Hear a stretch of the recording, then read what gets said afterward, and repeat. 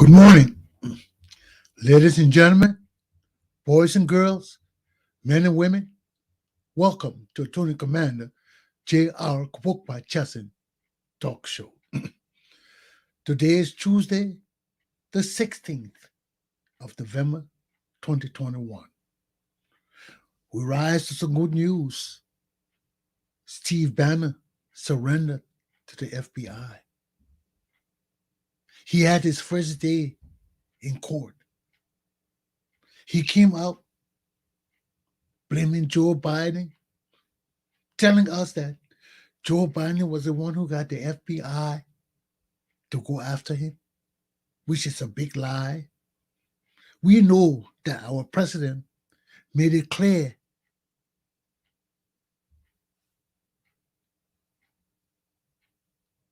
that this man needed to be punished for what he did.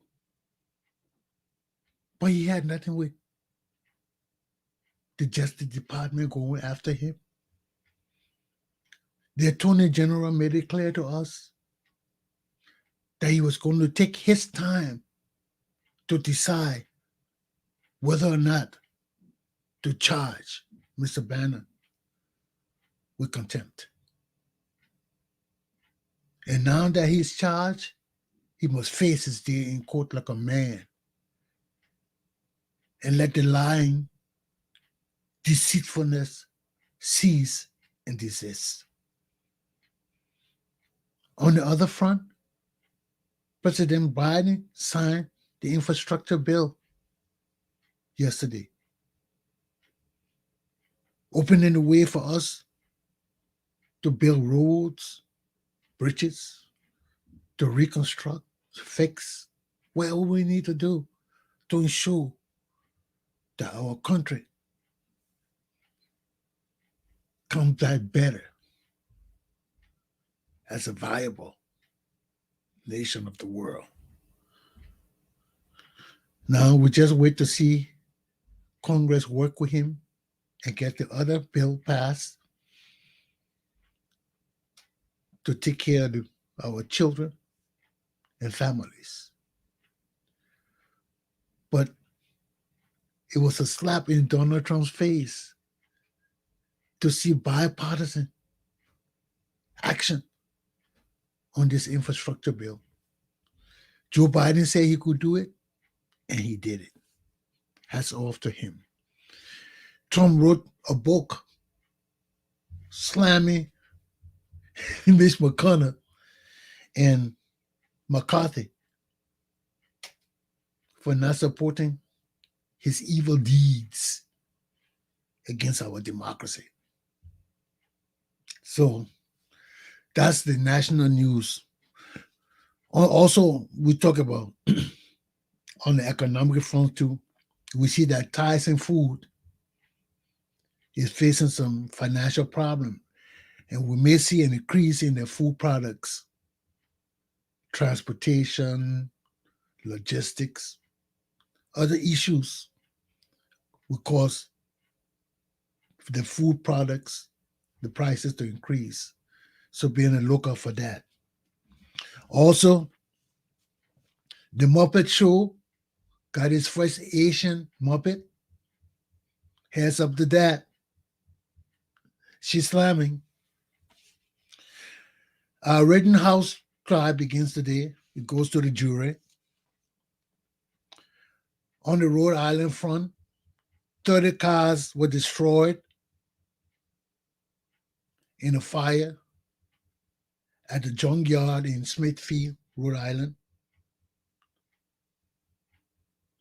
School in Coventry resumes today. The high school, Coventry High School. Somebody had a weapon there. News of it. They shut the school down. Police went through the locker and ordered that. Apparently, they didn't find anything, so school might be resuming today, but they're still investigating that. And whoever did this, they're going to go after them. Today is going to be a dry day. Right now, it's in the 30s, but it's supposed to go up to about 49. Not much warmer, but we're looking forward for better days coming this week. Okay. Now, on the Liberian front, they just arrested the murderer of John Tutman. Christian Baron Anderson was arrested in Riverside County. Baby Shed, as he is called, he has admitted to killing the president's son, John Tubman.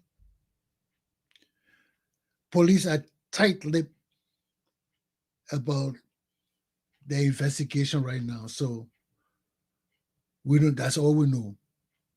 He's been caught. We don't know about the ransom money. There were $15,000 put out for his any news to his arrest. So he's arrested. This was on November 4th. The Justice Department put up a ransom.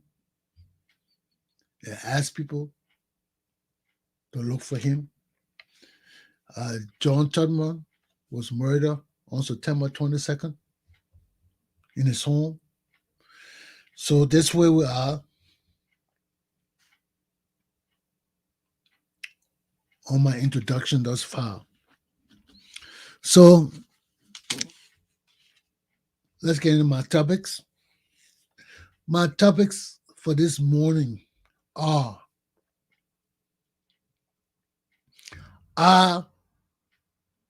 George Lobbo Jr. and Henry Costa threats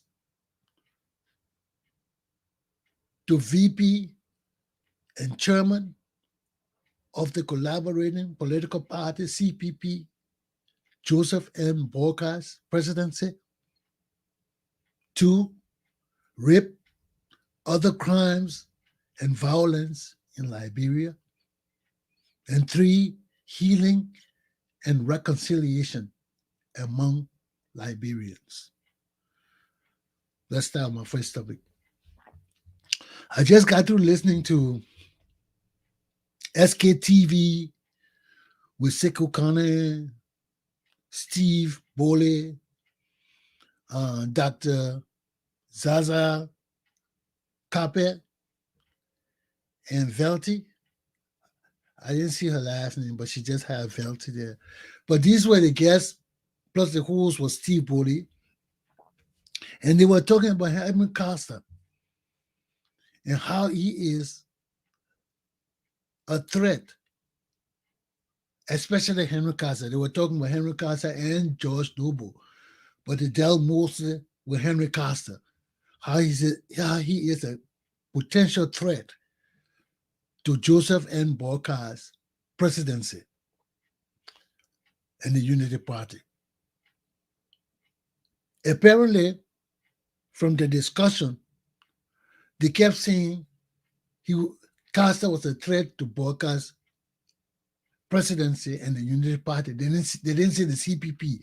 So apparently, they didn't take much consideration in the CPP.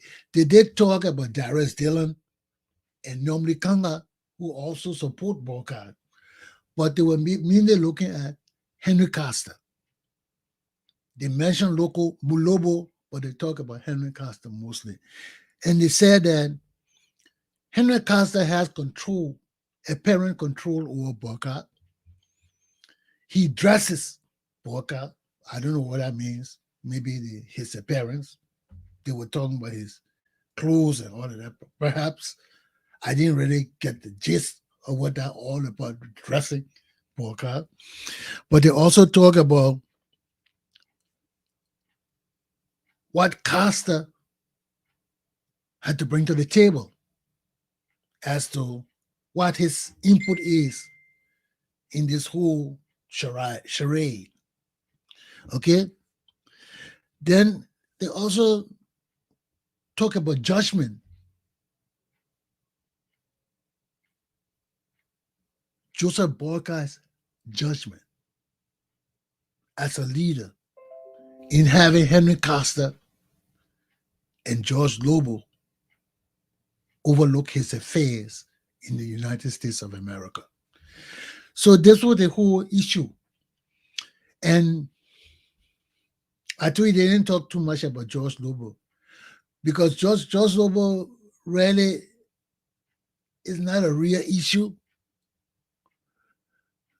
George Lobbo does not have the kind of influence and popularity as Henry Costa. Henry Costa is more of a threat on the political scene to many people. And even when Joseph Boakai spoke during his first town meeting in Philadelphia, where Costa was and Lobo was, when this whole thing came about Lobo answering questions for for the press VP and things like that. But at that meeting, that's where all this thing came about. Because Costa was there. Now the issue is, do these guys control Boakai? Do they really have the kind of influence over Joseph Boakai as Sekou Kane especially was trying to convey?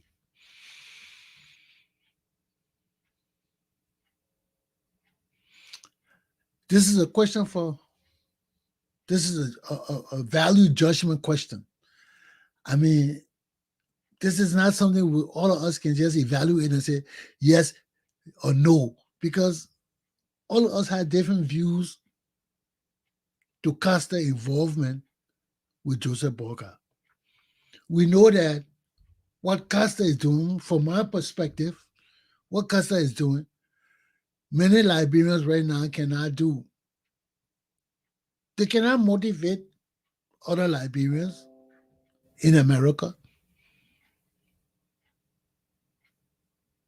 They don't have the means of promoting Boakai in America like Costa. Look at all the meetings that Boakai then been having here. All the time Boakai been coming here. He has really never gotten that push as he's getting now for Henry Costa, promoting him. So what's the big deal? Henry Costa is a member of the COP. The COP is a big component of the CPP, political party. And despite the fact that Costa is mainly with the All Liberian Party, which is Ben and I Euro Party, I don't see what's the big problem with Costa promoting Boakai in America. People saying that he insults the other leaders. From all indication, I've told you too, even from what Boakai is saying, he's saying that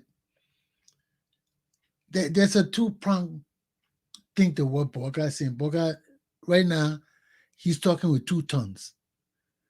Boakai wants to reconcile with Cummings, but right now, the way how things are going between Costa and Cummings, that's the only problem there.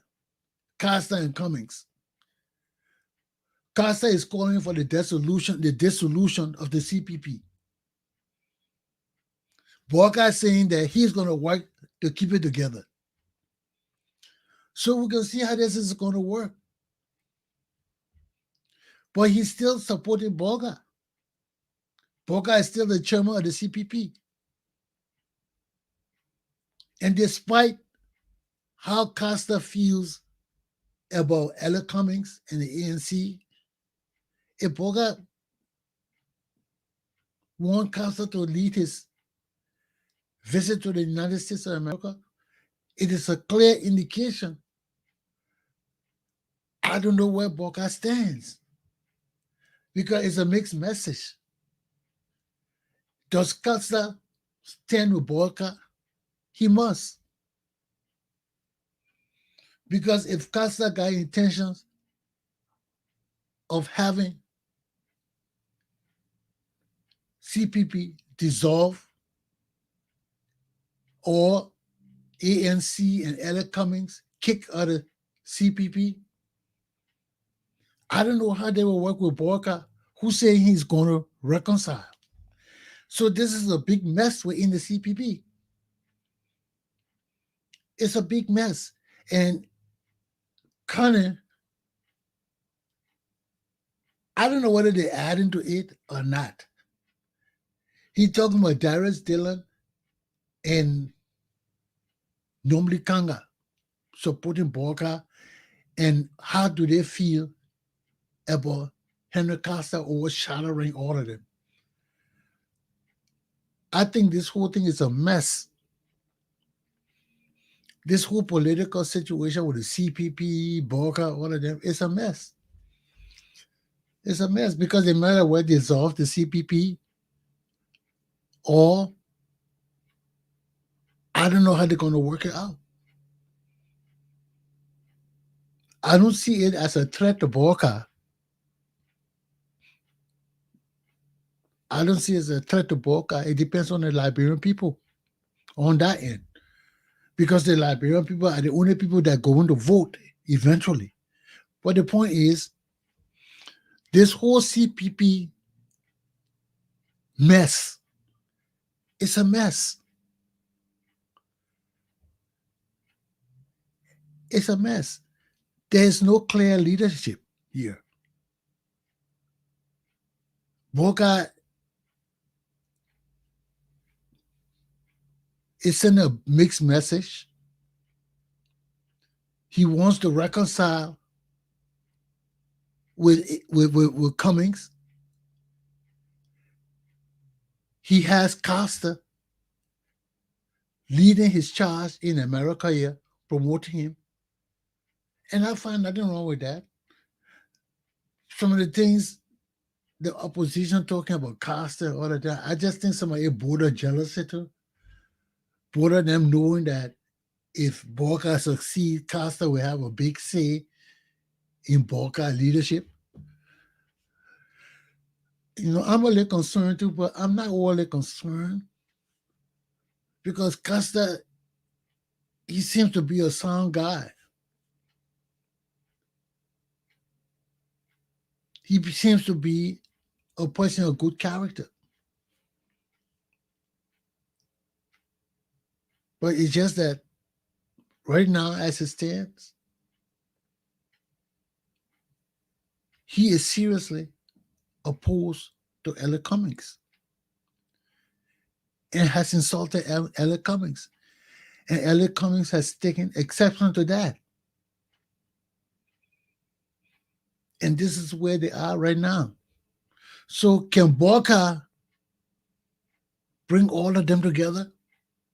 That is the big question. That is the only threat to CPP, but not to the Unity Party. I don't think there's a real threat to the Unity Party because as I see it, the ALP, the Unity Party, Nomli Kanga, Darius Dillon, all of them will stand together. Because as it look right now, people talking about Musa Ability and Elliot Cummings. So there's a split right there. So if Musa Ability going with Elliot Cummings, Nomli Kanga and Darius Dillon not going with him. They're going with Boakai and Benanayu with them. So the only question is Boakai capable of unifying these different factions? Because he needs all of them.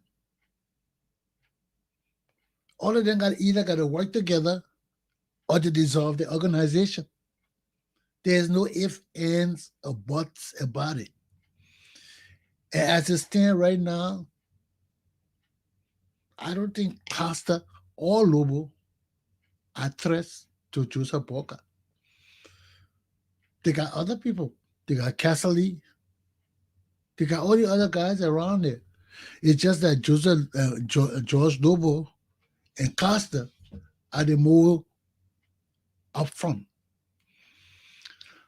But does that mean that Joseph Boakai depends on them or will depend on them?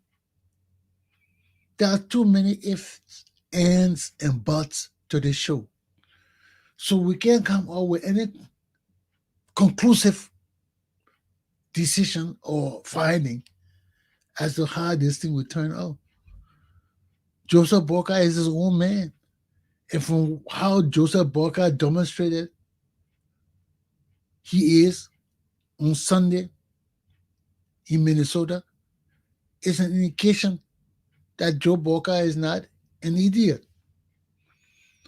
Joe Boakai is not a stooge that people can just push around. Joe Boakai is a sound thinking man. He stood up there on Sunday and demonstrated to us without Costa or Lobbo that he could hold his own weight. And he did that. And he was impressive. So I think the whole myth about Costa and Lobbo having some kind of major impact on Joseph Boakai's presidency is a fallacy. So all those people who talking that, you know, Costa is such a bad influence on Joseph Boakai and Lobbo, they will destroy his presidency, they will turn people against him. I don't think that will have any impact on it.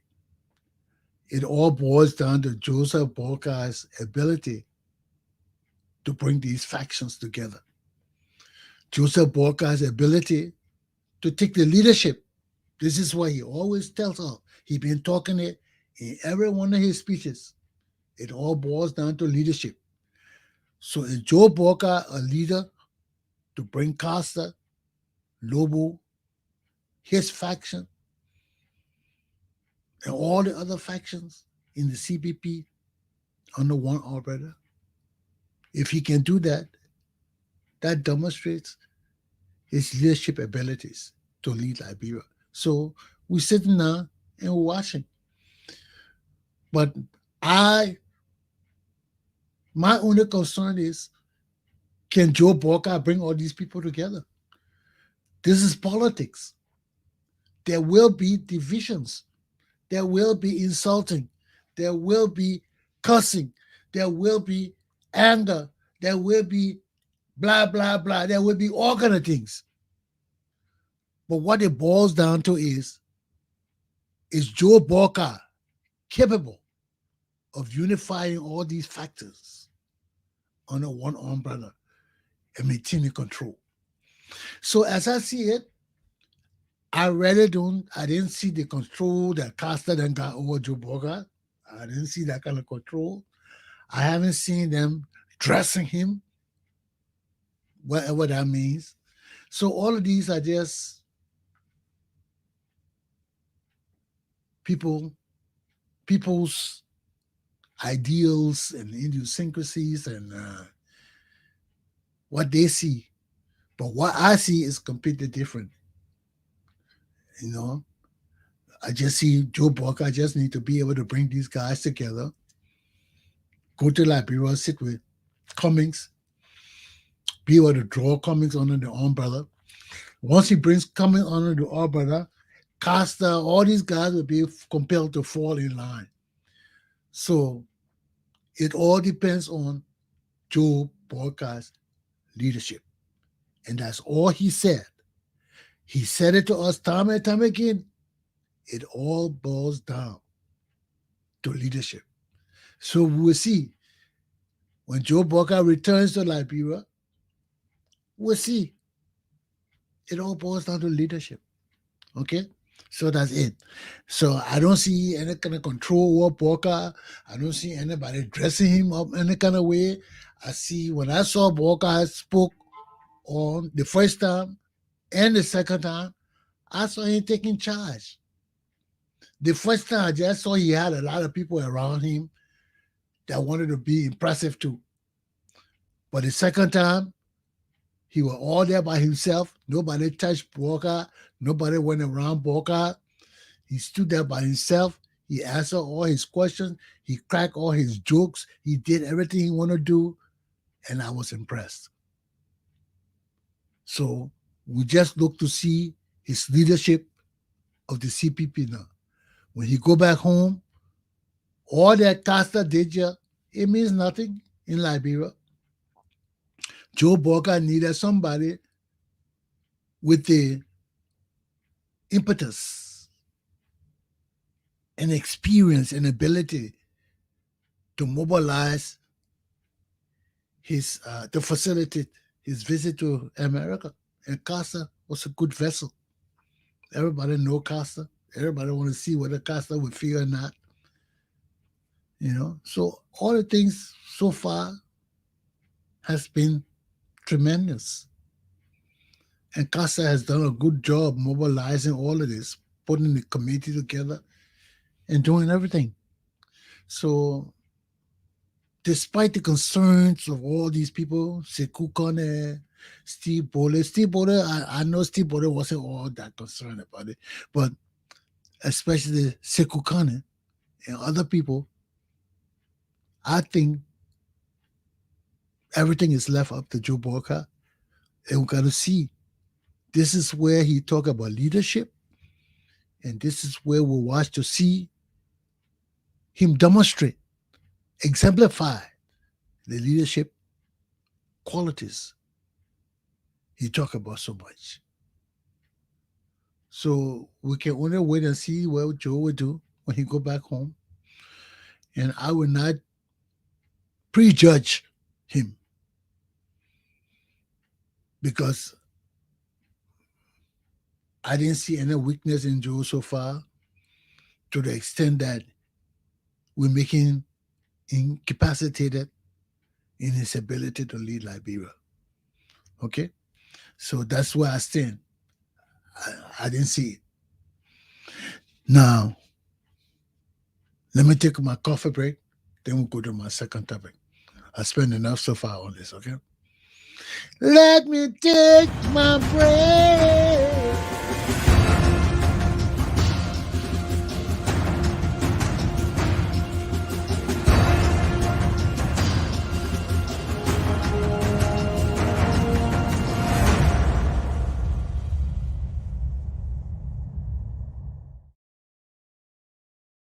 In the front page Africa newspaper this morning in Liberia, they're talking about how rape is up. And when we talk about rape, we can't just leave it like that because rape encompasses other crimes, violence. It can encompass murder, battery. So when you talk about rape, you're not just talking about one crime. You're talking about additional crimes too. So rape has gone up in Liberia.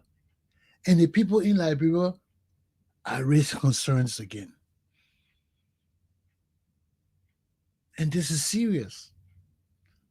Because George Weah came out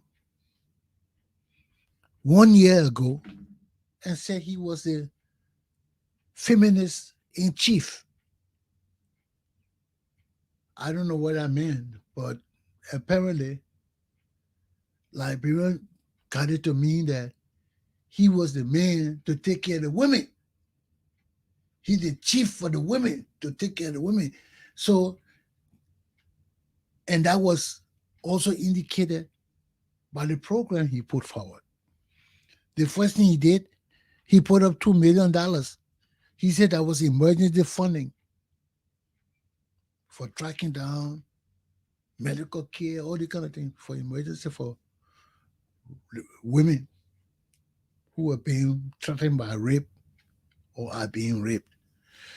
He also said he was going to set up a special prosecutor office and a sex registry. So when people commit these crimes, they can be speedily prosecuted. Their name will be put in a book, so they will be monitored, and everybody in Liberia will know that these people have committed sexual offenses. So that was the second thing he promised to do. He also promised to set up a special committee to look into the crime of rape and the sufferings of the women, gender-based crimes. All these things George Weah promised. So this was 1 year ago. Then on top of that, these guys just a waste our money. Oh, these guys just wasting our money. These guys went and bought DNA machine. The DNA machine sitting in JFK got dust all over it now. Nobody touched that thing yet. They asked a doctor there, Dr. Brown, whether that thing working. He said, man, it's nothing. We sitting here when doing thinking, everybody was making noise. Oh, DNA machine here. The thing not get dust. It getting rust and crust all on it now. It never been used. So this is what we are with this, with the promises of the feminists in chief. So we want to know now. Front page Africa go around, they want to know what's the situation with all the promises George Weah made as feminists in chief to change our country, to help our women. And not only women getting raped, men getting raped, boys, girls. They talk about how the little boy took the razor blade and cut the girl vagina to have sex with her. Statutory rape is one of the biggest kind of rape. Statutory rape is when you are old and the girl has not reached her age of 18 yet, she's underage, and you have sex with her, that's statutory rape. Even if she agreed to it. So someone, especially when she agreed to it, her consent is not valid because she's not mature. The law considers her a child. She's under 18. She cannot make up her mind. So if you, no matter what she tell you, oh, I love you, yeah, you can do it to me. Let's make love. Let's do this. You touch that girl, that's rape. No matter how much she conjure you, no matter how much she the one pushing you to have sex with her, you have sex with her, that rape. Because you're older than her. She's under the age of consent, under 18. That means she's not mature in the mind enough to say yes. So whether she say yes or no, you have sex with her, that's rape. So that's the age. Especially what you see with statutory rape, everything is yes. There's no to it. So if she agreed to have sex with you and you do it, that's rape. Because she cannot form consent. She underage. So most of the rape is that kind of rape. Because we got the old men having sex with the young girls and seeing the girls agree. No, they can't agree. Some of them do it for money. Some of them do it because of their parent pushed them into this kind of thing here. We got a lot of parents in Liberia pushing young girls into having sex for money. That's statutory rape. That's prostitution if you get caught. And if our leaders do it, that's corruption of the minor. That's a crime. Besides statutory rape, that's corruption of the minors. You're a government official. You can't do that kind of thing. So here we are. Here we are. Our president has failed the Liberian people again because the corruption they're wanting, the stealing they're wanting, and the rape and violence that is associated with rape is another thing. Perpetrated against our children, and you got government officials and the old useless men still loving to our young children underage, tampering with them, and our laws permitting this thing. And the president come up They say, what the $2 million you offer? They can't account for the $2 million. They ask them for the $2 million. Let me tell you something. Nowhere in the Liberian law have I found that there's anything called Freedom of Information Act. That's an American law. When did the Liberian government pass a Freedom of Information Act? We got to wait for the government to give us freedom. We got to file Freedom of Information Act. Are you people stupid? That's why I told you, I said, all these things that people go from America and do all the kind of talk, you get these people in our government from America, you ask them for information, they telling you file Freedom of Information Act.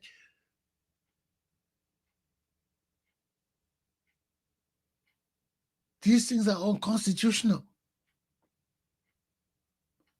If there's a need for you to release that information and we don't have a law and you talk about freedom of information, how will file for an act that's not Liberian law? Are you people crazy? So, there we go again. Yeah, we'll go again with some of the same problems that are killing us.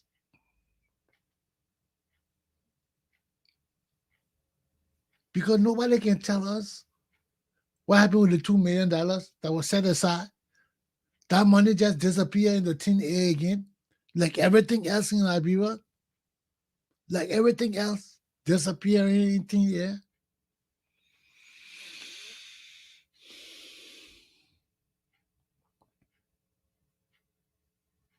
No results in 1 year. $2 million gone in the wind. They were supposed to set up a task force. That's another thing they were supposed to do. The president promised to do. Set up a task force to look into this thing. But how you set up task force? When the president come and tell us for our protection about CCTV, if we that double talking, the same double talking again. I mean, our political leaders just double talk. You tell us about CCTV, then you come and tell us you will set up task force, you permanent in chief, you will set up a special prosecutor, you will do this and that to save our country and women from rape and children from rape and men from rape. And here it is, rape increasing and associated with rape is violence and other crimes.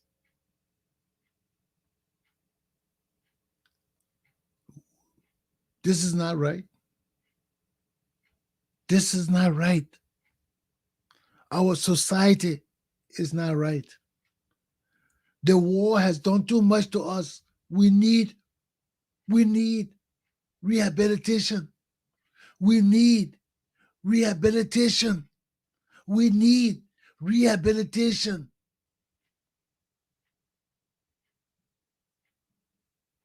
So let me take a break.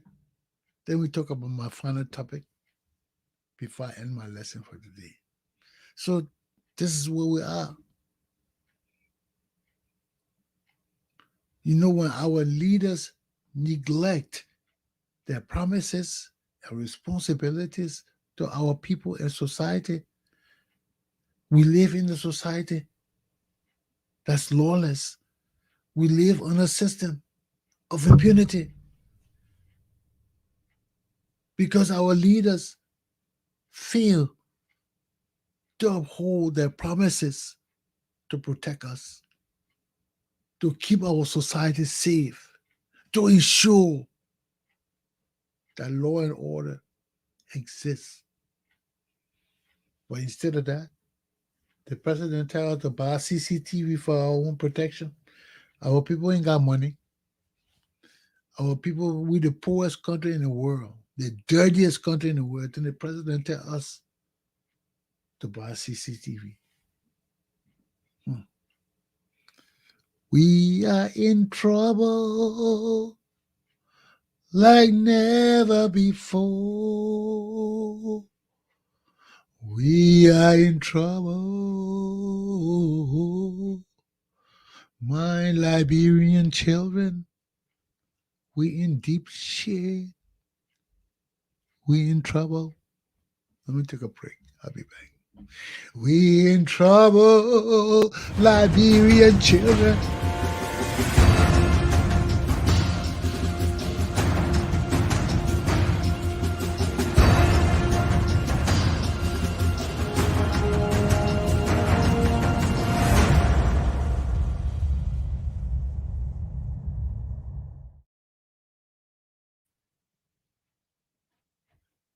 How can we heal?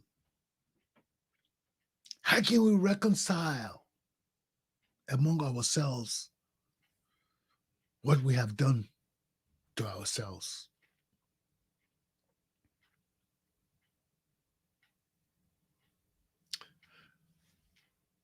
Part of this, I blame America.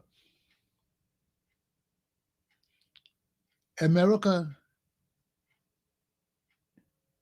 has interjected herself in everything Liberian. And as a nation that is the greatest nation in the world, giving us all this money, telling us how our country should be run, there is no way that America can see all these murderers and criminals in our government and continue to give our government money and assistance. America does not want to help Liberia. America has no intentions of seeing life for Liberian people improve. America has no interest in seeing development and progress in Liberia. America has no interest in seeing Liberian people grow anytime soon.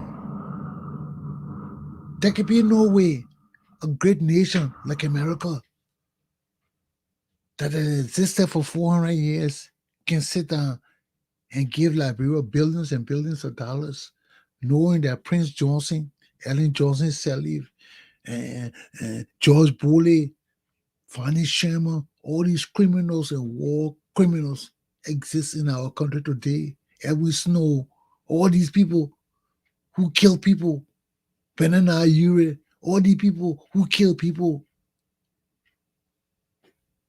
are leaders and honorable men and women in our country today. Then you expect our country to grow. Our country can grow. So America is just as guilty of the problems in Liberia. I'm on my show. Will you stop that, please? I'm on my show. Stop it. So, how can we reconcile that too? How can we reconcile that? How can we heal when the very country that's supposed to help us heal is the very country that's supporting all these criminal warlords and war murderers and Ellen Johnson Sirleaf and her children over our country? And the ambassador in Liberia, they're talking, expect us to believe that he helping us. America not helping us. All I think the U.S. ambassador talking, that's bullshit.